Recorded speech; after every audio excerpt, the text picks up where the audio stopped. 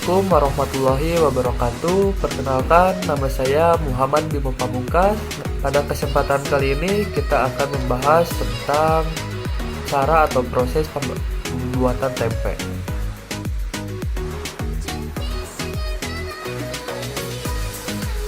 Tempe adalah sumber protein yang penting bagi pola makanan di Indonesia yang terbuat dari kedelai.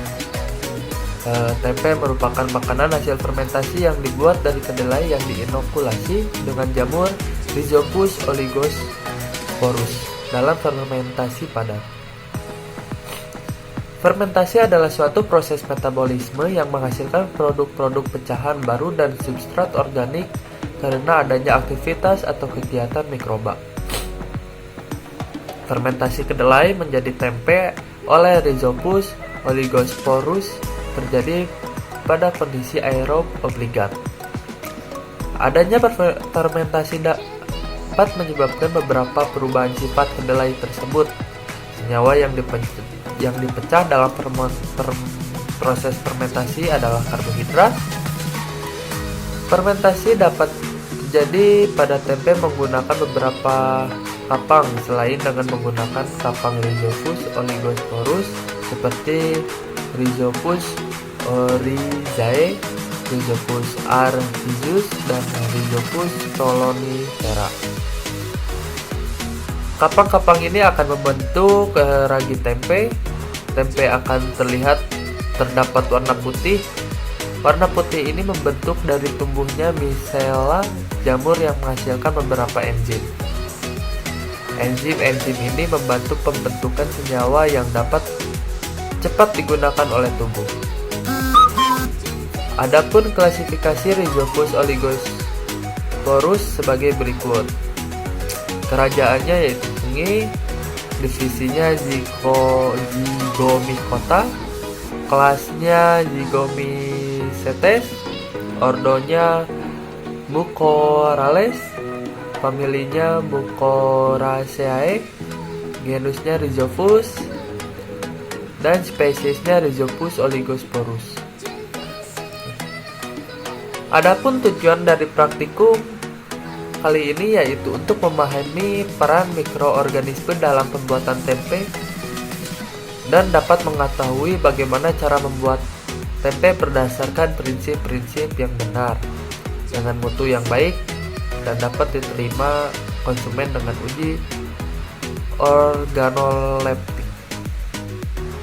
Dan alat dan bahan yang akan digunakan yang pertama yaitu ada wadah yang terdiri atas wadah besar dan wadah kecil, saringan,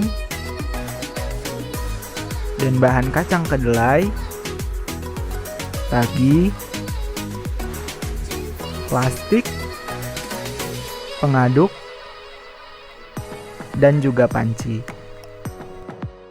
Setelah alat dan bahan siap digunakan, maka yang harus dilakukan yaitu mencuci terlebih dahulu kacang kedelai yang akan digunakan, lalu direndam selama 18 jam dan dilakukan penggantian air sebanyak 2 kali dalam 18 jam tersebut. Kemudian kita siapkan air dalam panci untuk merebus kacang kedelai dan kita masukkan kacang kedelai ke dalam panci tersebut. Apinya dinyalakan dan kita tunggu 1-2 jam hingga kacang kedelai tersebut masak. Setelah itu kita padamkan api dan kita tiriskan kacang kedelai ke dalam saringan.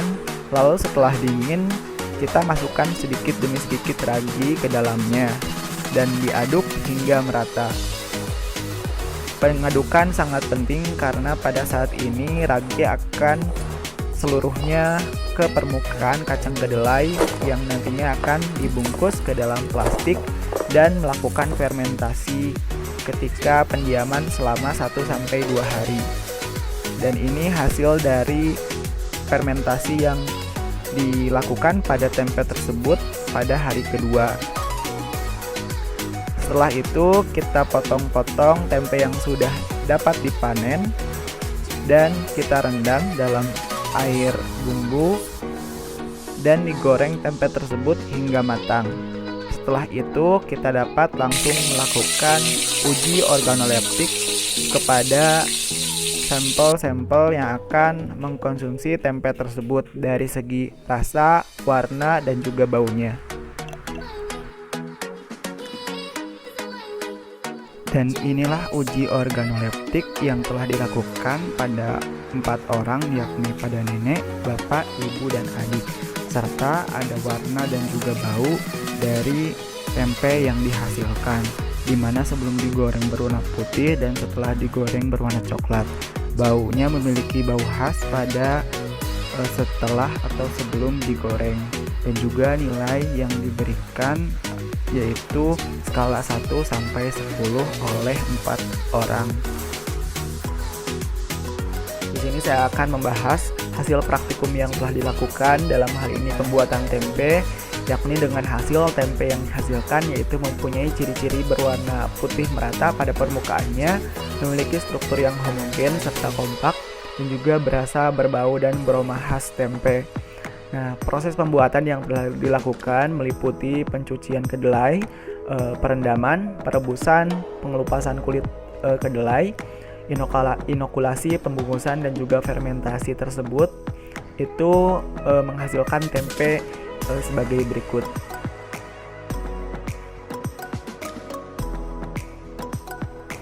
Nah, jamur yang sering digunakan pada pembuatan tempe, dan pada kali ini kita menggunakan jamur yang bergenus Rhizopus, yakni Rhizopus oligosporus. Nah, diketahui sebagai inokulum yang baik untuk fermentasi tempe karena mampu menghasilkan antibiotika dan juga biosintesis vitamin-vitamin B yang merupakan suatu manfaat bagi kita yang mengkonsumsinya.